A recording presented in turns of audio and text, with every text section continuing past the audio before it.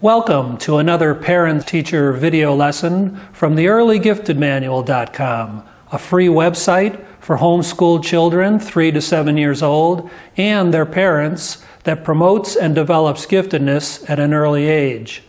I am Gary Blank, the creator of that site, and your host and facilitator for this video and all of the videos in my educational program. As the video lessons are designed to work in conjunction with the program on my website, I ask you to, at some point, click on the URL link in the description box below, and this action will take you to the earlygiftedmanual.com.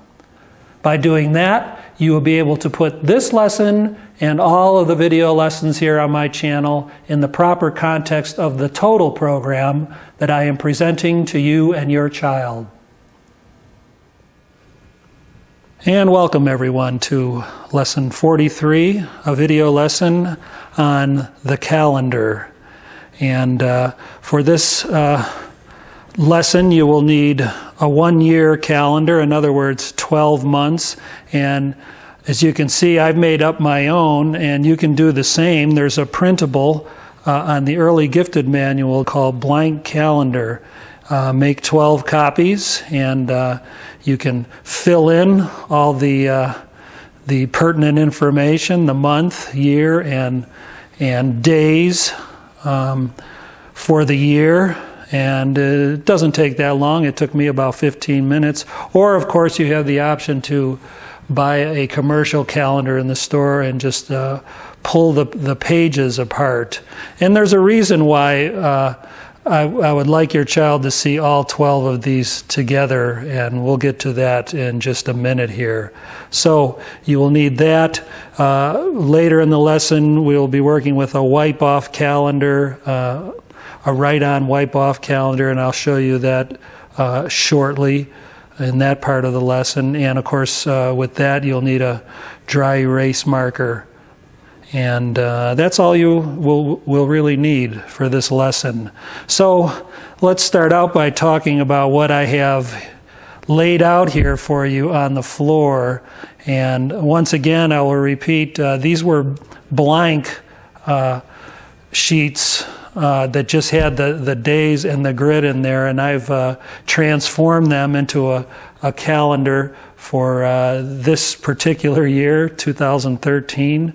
And like I said, it would probably only take you about 15 minutes to do that. And let's start out by saying this. It's very important the way I've laid the calendar out here. It's cyclic. January, February, March, April. It's going around in a circle, as you can see. A clockwise circle.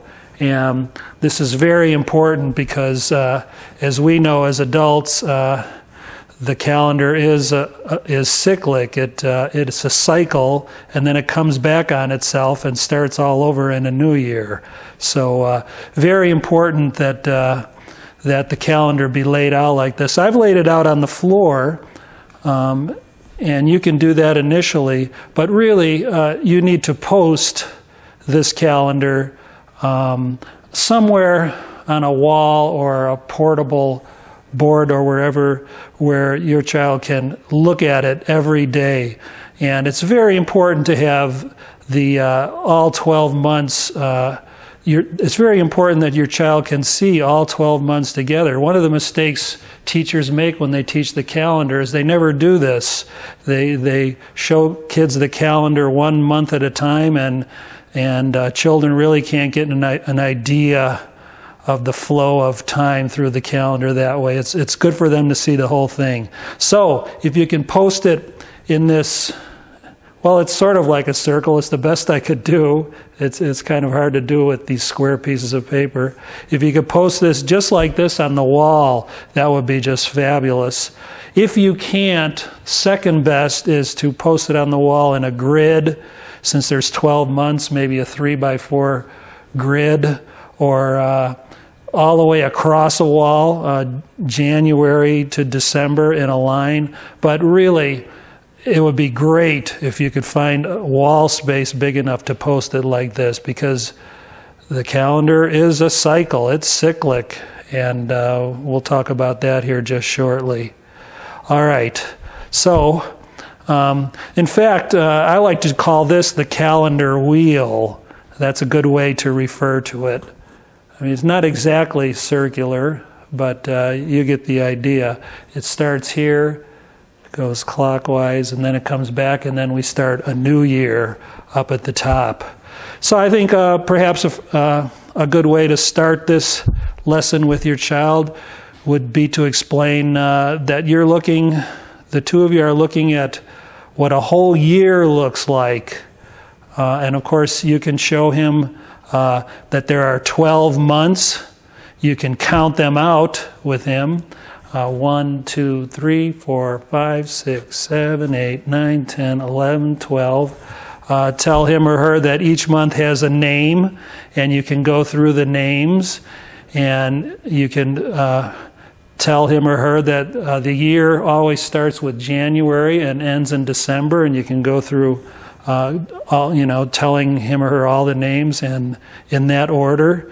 And so a year has 12 months, and you can also tell your child that a year has 365 days.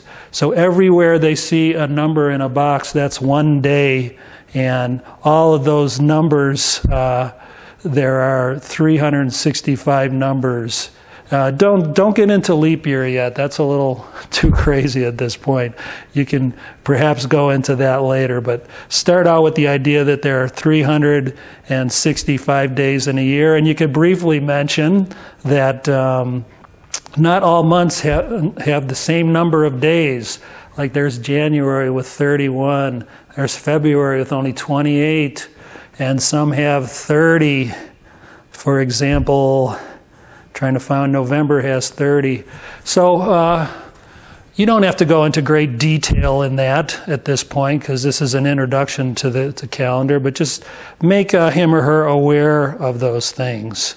So a great way to initially approach this calendar is to relate it to something your child is probably already well familiar with, and that is the fact that there are 4 seasons in the year, and perhaps so far the way he or she has experienced this is that it's cold, it gets warm, and then it gets cold again, and then eventually it gets warm again. And of course we call these the seasons, so there's a vocabulary word for your child.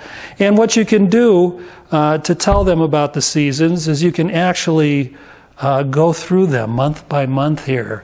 You could start in January, and you could tell your child, well, this is the first month of the year, and this year is 2013. You could point out the month and the year, and you could say, well, in January it's usually very, very cold, and it starts warming up a little bit in February, but it's still cold, and none of the plants have really come back to life yet.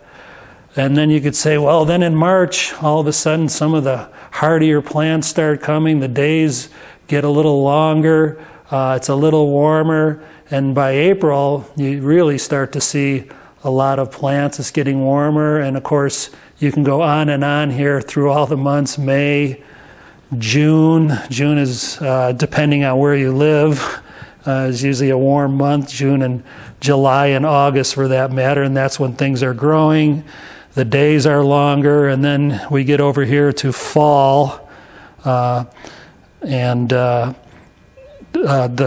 trees start changing, and then in October the leaves start falling off, and then if you live in that kind of climate, maybe not, you might see some snow here by October, November, and December finally is a cold month. And then of course, since it's a cycle, then the whole thing starts all over again. Then you're back in January of the following year, and generally speaking, the seasons go sort of in the same way with, of course, as we know as adults, different variations, but generally cold, mild, hot, and then we come back on the cycle again. So great way for your child to understand this concept of the calendar as a cycle, or the year as a cycle, and then it sort of repeats itself again the next year.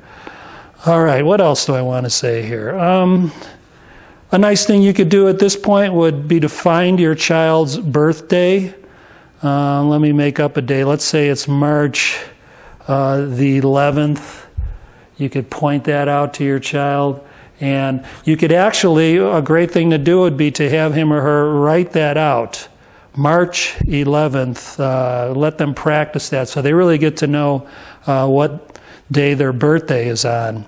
And you can also add in at this point all of the important days of the year. You know, obviously there are holidays like Christmas and Hanukkah, depending on which one you celebrate, and Kwanzaa, 4th of July, what else? Labor Day, Memorial Day, all the various holidays. Perhaps you have some religious holidays in your family.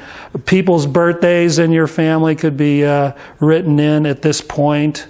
What else? Any special event could be written in, and then your child will have this wonderful reference up on the wall where he can always go and look to see what's happening. And the way that he or she will know what day it is as you go through the days of the year, you can X them off. There's different ways you can do this. Some people like to just circle the number. I like to put an X in the whole box. And that way your child knows that past all the X's is a day that doesn't have an X, and that's what day it actually is today. And he also may ask, he may see these empty boxes, and you could say, well, don't worry about those. That's just a grid I'm working in, and those days don't mean anything. Only the boxes with the numbers in mean something. And I think perhaps the last thing I'd like to say is, just like we did a timeline with the 24-hour day, you have the option, if you have the time, of making, excuse me, a yearly timeline where you list all the months on a line instead of the hours, which is what we did in the day. You could list all the months, and you could fill in a lot of important dates on there. You could show him or her where winter, spring, summer, and fall approximately are on the timeline, and we've done this so you know what I'm going for here. So there's another option you have. All right, once again, post it. Make sure you post this where your child can see all 12 months. And next, we're going to look at just the monthly calendar.